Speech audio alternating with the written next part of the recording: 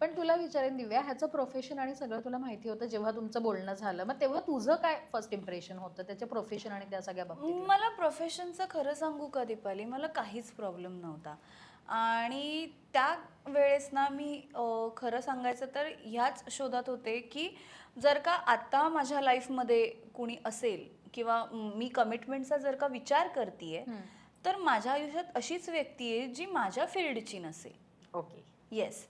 हे तू पक्क हे ठरवलेलंस. पक्क ठरवलं होतं आणि त्याच पद्धतीने मी माझ्या घरच्यांनाही सांगितलं होतं की म्हणजे जर का तुम्ही विचार करणार असाल, एकतर मला माझं प्रोफेशन कंटिन्यू करायचंय. जरी आत्ता मला काही माझ्या हातात नसेल तरी मला स्वतःवर इतका विश्वास आहे की मी हे करून दाखवणार. तर त्यावेळेस ना माझ्या मम्मी पप्पांचा फक्त एकच प्रश्न होता की अगं पण आता हे लॉकडाऊन, हे काय, कधी संपणार आपल्याला काही माहित नाही, काय विचार. माझं असं झालं की मला वेळ हवा. आणि कधीच माझ्या मम्मी पप्पांनीही त्या गोष्टीचं बर्डन आहे किंवा असं अजिबात मला कधी फील करून दिलं नाही. आणि माझे त्या बाबतीत माझा थॉट क्लिअर होता की जर का कोणी आलं तरी त्या मुलाला मी हे सगळ्यात आधी सांगणार की हे बघ, हे असं असं आहे, तुला चालणार असेल तर आपण विचार करू, अदरवाईज आपण इथेच थांबू. जे मी ह्याच्याशीही बोलले होते. आणि त्याच्यावर त्याचं उत्तर मला खूप छान पद्धतीने त्याने मला उत्तर दिलं होतं की दिव्या, तुझी लाईफ आहे, तुला काय करायचं हे तूच ठरवणार आहेस, दुसरं कुणी नाही ठरवू शकत की आपल्याला आयुष्यात काय करायचंय. आणि जर का तू ठरवलेस आणि तुला स्वतःवर जर का तितका कॉन्फिडन्स आहे, तेवढा ट्रस्ट आहे, तर मी का थांबवेन तुला. जे मला खरं तर खूप आवडलं होतं. आणि माझं झालं की yes, he is the one. पण तुझ्या घरी सांगितलं होतंस ना तू की ही या क्षेत्रातली आहे येस, असं. सांगितलेलं मी. पण मग तेव्हा घरच्यांची रिॲक्शन अशी कारण एकदम? या क्षेत्राशी आणि माझ्या घराशी किंवा माझ्या फॅमिलीशी असा काहीच संबंध नव्हता. म्हणजे माझ्या पूर्ण सर्कलमध्येही असं कोण नव्हतं जे ह्या क्षेत्रात आहे. आणि लोकांना नॉर्मल लोकांना एवढंच माहीत असतं, ह्या फील्डमध्ये कामाच्या वेळा बरोबर नसतात. बरोबर. आणि खूप सारे हे स्टॅबिलिटी नसते, आज आहे उद्या नाही आहे. आणि बाकीही काही गोष्टी असतात. हे सगळं डोक्यामध्ये होतं. म्हणजे त्याच्यामुळे मग आई बोली नाही नाही नाही चालणार म्हणून. जेव्हा मी फर्स्ट टाइम सांगितलं तेव्हा ओके. मला असं असं आहे, माणगावची आहे, राहायला मलाडला आहे.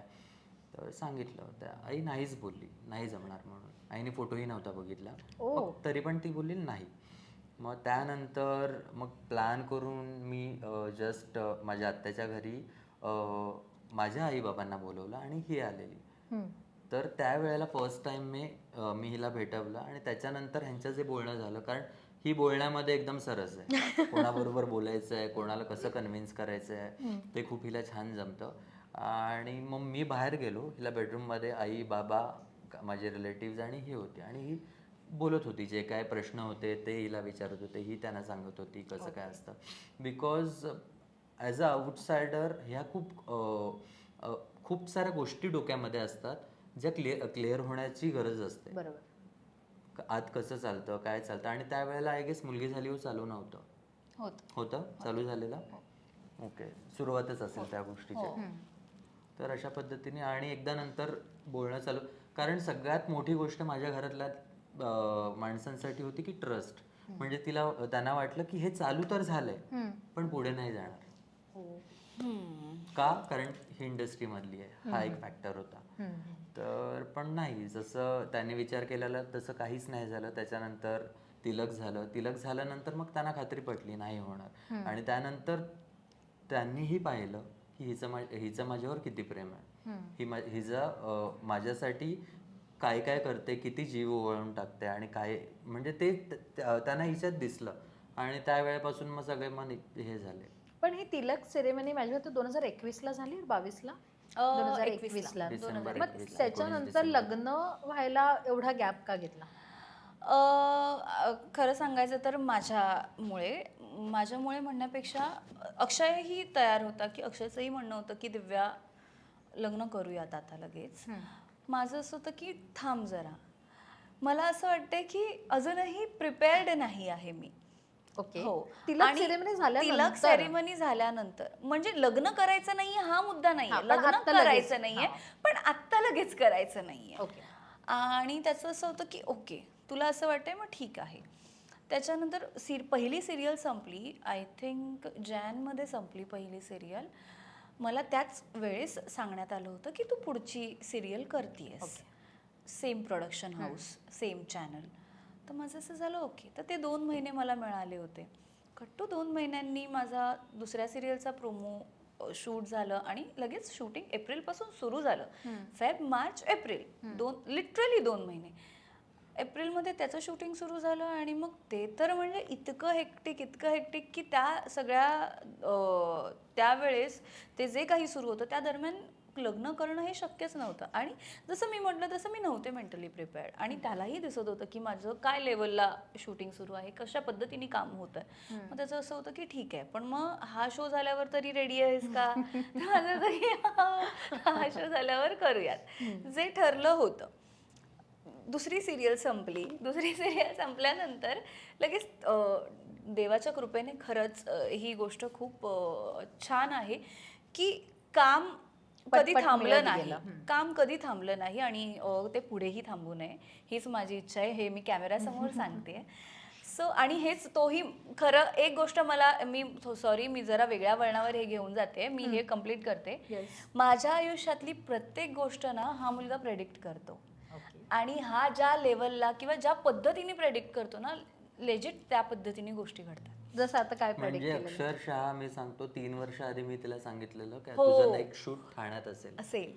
येस. हो. आणि ते ठाण्यात ठाण्यातच आहे. आणि ना तो खूप मॅनिफेस्ट करायचा की नाही ग दिव्या, तू ना ठाण्यात ये.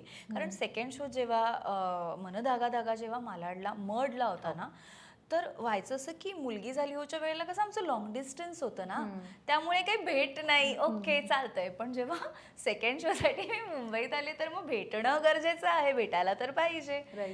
तर मग ना खूप आणि शक्यतो मी अक्षयला कधी कधी बोलवायचे मालाडला आणि तो ऑल द वे खारघर ते मालाड यायचा पण. हो. तर ना तो खूप असं म्हणायचा की खूप मला दमायला होतं एवढं ट्रॅव्हल रोज म्हणजे जेव्हा केव्हा येणार तेव्हा. तर तुझा पुढचा शो हा ठाण्यात असायला हवा आणि तो जे म्हणाला होता ते झालं. तर आणि मी जसं थोडा सेल्फिश होतो कारण मला माहिती आहे जर ठाण्यात आलं तर खारघर आणि ठाणे उद्या ठाण्याला राहायला जरी गेलो तरी 1 तासावर माझे आई बाबा असतील आणि 1 तासावर. तर मी त्याच पद्धतीने मॅनिफेस्ट करत होतो की ठाण्यामध्येच असावं आणि हिला हे पण सांगतो की नेक्स्ट शो पण तुझा ठाण्यात असेल. हे आताही तो कॅमेरा समोर बोलतो. आणि मग ती सिरियल संपली. दुसरी मन धागा धागा. त्याच्यानंतर विचारलं होतं जसं मी म्हटलं त्याने की आता तरी करायचं का. आणि मग माझं असं होतं की ठीक आहे चला आता करूनच टाकूयात लग्न, होऊन जाऊ दे. आणि मग तिसरा शो आला तेव्हा मी आमचे जे प्रोड्युसर आहेत सुनील भोसले सर, सो त्यांनी मला विचारलं की असं असं आहे आणि ह्या गोष्टी आहेत, तू फायनलाइज वगैरे. तर मी त्यांना सांगताना फक्त एवढं सांगितलं, सर बघा तुम्ही मला कास्ट करताय पण तुम्हाला हे चालणार आहे का, असं असं आहे, मी लग्नाचा विचार करतेय फेब्रुवारीमध्ये, जर का तुम्हाला हे चालणार असेल किंवा प्रोजेक्टला कुठल्याही पद्धतीने आपल्यामुळे व्हायला नको, बरोबर, तर तुम्हाला चालणार असेल तरच तुम्ही माझा विचार करा, अदरवाईज तुम्ही दुसऱ्या कुणाचाही विचार करू शकता. तर ते मला म्हणाले नाही करू आपण मॅनेज, काही काळजी करू नकोस तू, होईल सगळं मॅनेज. आणि खरंच त्यांनी केलं माझ्यासाठी मॅनेज. सो अशा पद्धतीने ते म्हणजे बॅक टू बॅक जे तुम्हाला विचारलंस की हा एवढा गॅप का, तर त्याचं मेन रिझन हे होतं की काम. बरोबर.